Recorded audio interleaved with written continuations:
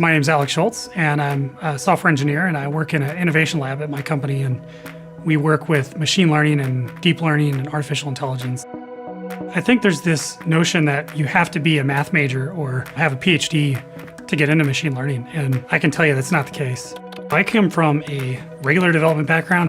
I got this job about 4 months ago, and it all pretty much started with AWS and participating in the Deep Lens Challenge. This is my project submission for the AWS Deep Lens Challenge. I was coming up with all these ideas and things that I could do.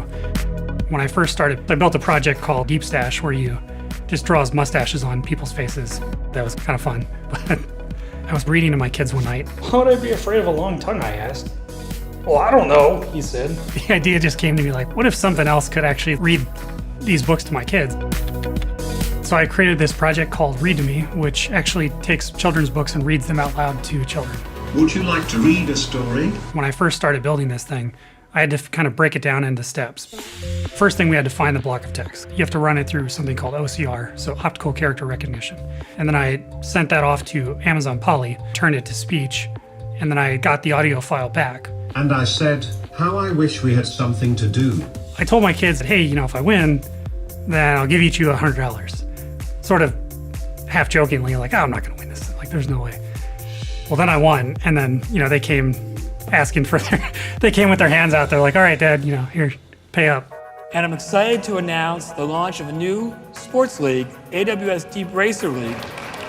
The next year at reInvent, when they announced the Deep Racer, my initial thought was, how does a self-driving car know what to do?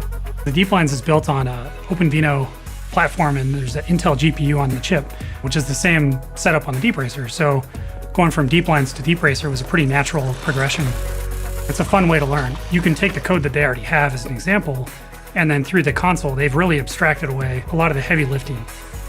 It's really cool that AWS built this platform, the AWS Deep Racer, where normal developers can kind of get in and get their feet wet with reinforcement learning. Deep Lens, Deep Racer, there are ways that you can get your hands dirty. You can go from there. I don't think I'd be where I'm at now without Deep Lens and Deep Racer.